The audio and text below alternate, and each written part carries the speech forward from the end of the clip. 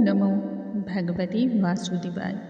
नमस्कार दोस्तों, आज के इस वीडियो में हम श्रवण करेंगे माघ मास महात्म्य के 17वें अध्याय का पाठ। इससे पहले के वीडियो में हमने श्रवण किया था माघ मास महात्म्य के 16वें अध्याय का पाठ।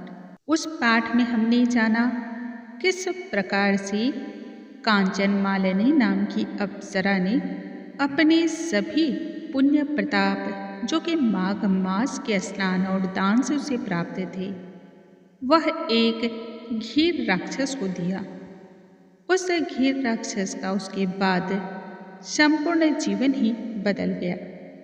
वह राक्षस उसके बाद भगवान विष्णु की पूजा आराधना करने लगा। इस अध्याय में हमने यह भी जाना देवराज इंद्र ने जब काम के वशीभूत होकर के गौतम ऋषि की पत्नी को कपट वेश के द्वारा लज्जित किया, उस पति परायण स्त्री की पवित्रता को नष्ट करने के लिए इंद्रदेव को भी श्राप दिया गया।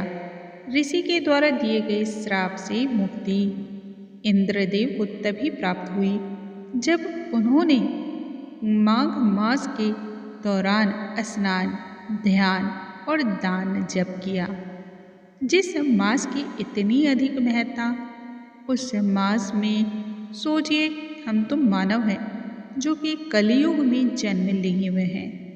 मानव जीवन में कितनी अधिक और भी बुराइयां हैं। हमारे शास्त्रों और पुराणों में कहा गया है कलियुग में सिर्फ और सिर्फ मनुष्य की यदि सद्गति की प्राप्ति हो सकती है तो वह देवताओं के स्मरण से प्राप्त हो सकती है। भगवान श्री नारायण को स्मरण करने से व्यक्ति संपूर्ण पापों से मुक्त हो जाता है। जीवन मरण के इस चक्रव्यूह में वह दोबारा नहीं आता है। जो व्यक्ति कलियुग में माघ मास में स्नान करता है और दान करता है तथा किसी को किसी भी प्रकार से अपमानित या आहत नहीं पहुंचाता है, वह मनुष्य सदैव भगवान श्री हरि की कृपा को प्राप्त करता है। जिस प्राणी के ऊपर भगवान श्री हरि की कृपा हो जाए, जिस प्राणी के ऊपर भगवान श्री नारायण स्वयं अपना वरद हस्त रख दे, उस व्यक्ति को जीवन में भला और क्या चाहिए। आइए आज के उस उत्तम महात्म्य का हम श्रवण करते हैं और जानते हैं 17वें अध्याय का पाठ।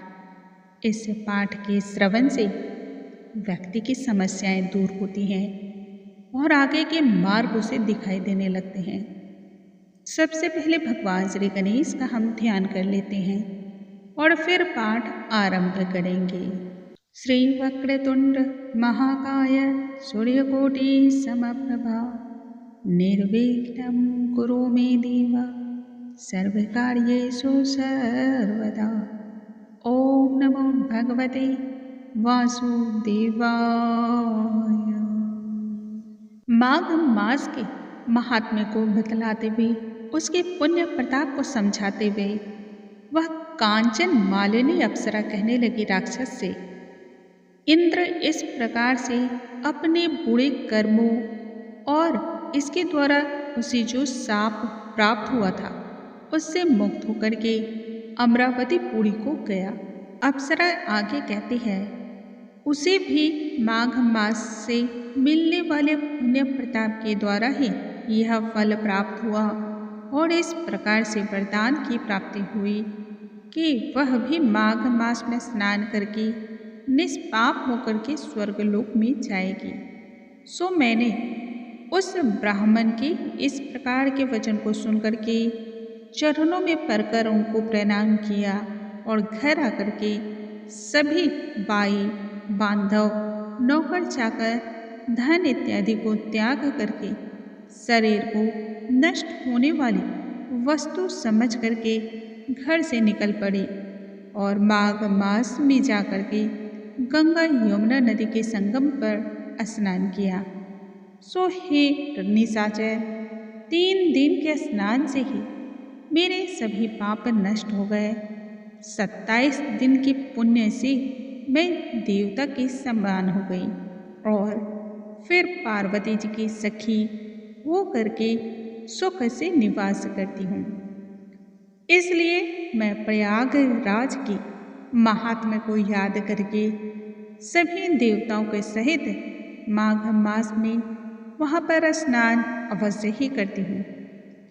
मैंने अपना सारा वृत्तांत तुमसे कह सुनाया है।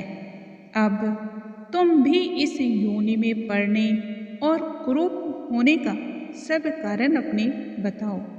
तुम्हारी दाढ़ी मूछें बहुत बड़ी बड़ी और भयानक हो गई हैं और पार्वती की गुफा में वास करते हो। इस पर वह राक्षस, वह निशाचर कहने लगा, हे भद्रे, सज्जनों से गुप्त बात कहने में भी कोई हानि नहीं होती है। मुझको अब किसी भी प्रकार का कोई संचय न रहा कि मेरा उद्धार तुम्हारे द्वारा ही होगा। सो मैं अपना सभी वृत्तांत तुमसे कहता हूँ। मैं काशी के वेदों का ज्ञाता था और उच्च कुल के ब्राह्मण में मेरा जन्म हुआ था। मैंने राजा, पापी, शूद्र तथा वैश्यों से अनेक प्रकार के दान लिए। मैंने दान लेने में चांडाल को भी पीछे छोड़ दिया। उस जन्म में मैंने किसी भी प्रकार का कोई धर्म कार्य नहीं किया और फिर मृत्यु को प्राप्त हो गया। तीर्थ स्थान पर मरने के कारण मुझे नरक की प्राप्ति नहीं हुई। पहले 2 बार मुझे गिद्ध योनि में जन्म मिला, उसके बाद 3 बार व्याघ्र योनि में जन्म की प्राप्ति हुई। इसके पश्चात 2 बार सर्प योनि और 1 बार उल्लू की योनि में, और अब 10वीं बार मुझे राक्षस के रूप में जन्म प्राप्त हुआ है और सैकड़ों वर्षों से मैं इसी योनि में हूँ।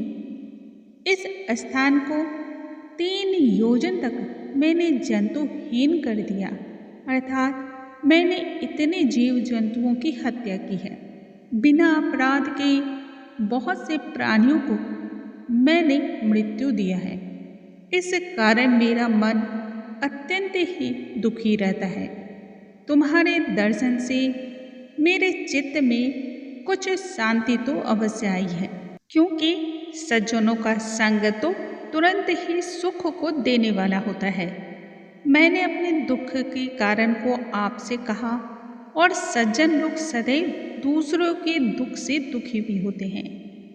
अब यह बताओ कि इस दुख रूपी समुद्र को मैं किस प्रकार से पार सकता हूँ? क्या क्षीर सागर सिर्फ और सिर्फ हंस को ही दूध देता है, बगले को नहीं देता है? दत्तात्रेय जी ऋषि आगे कहते हैं, इस प्रकार के उसके वचनों को सुनकर के कांचन मालिनी अप्सरा कहने लगी, हे राक्षस, मैं अवश्य ही तुम्हारा कल्याण करूंगी। मैंने दृढ़ प्रतिज्ञा की है कि तुम्हारी मुक्ति के लिए अवश्य ही प्रयत्न करूंगी। मैंने बहुत बार प्रयागराज में स्नान किया है। वेद जानने वाले ऋषियों ने दुखी को दान देने की प्रशंसा की है। समुद्र में जल बरसाने से भला क्या लाभ?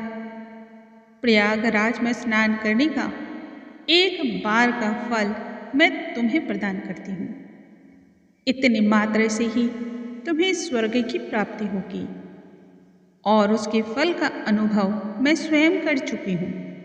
तब उस अप्सरा ने अपने गीले वस्त्र का जल निचोड़ करके अपने हाथों में लिया।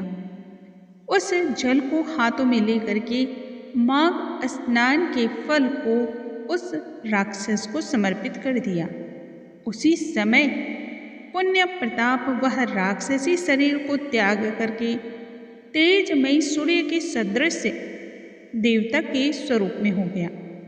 आकाश में विमान में चढ़ करके अपने कांति से चारों दिशाओं को प्रकाशित करता हुआ तथा शोभायमान और दैदीप्यमान होकर के कहने लगा कि हे ईश्वर ही जानता है कि तुमने मुझ पर कितना बड़ा उपकार किया है।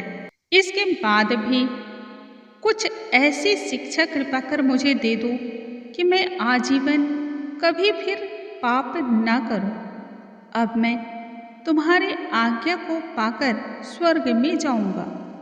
तब कांचन मालिनी आगे कहती है, सदैव धर्म की सेवा करो, काम रूपी शत्रु को जीतो, दूसरे के गुण तथा दोषों का वर्णन भूलकर मत करो, शिव और भगवान श्री हरि की पूजा करो, इस देह का मोह त्याग दो, पत्नी, पुत्र, धन इत्यादि की ममता को सदैव के लिए त्याग दो, सदैव सत्य का आचरण, सत्यवाणी और वैराग भाव धारण करके योगी बन जाओ।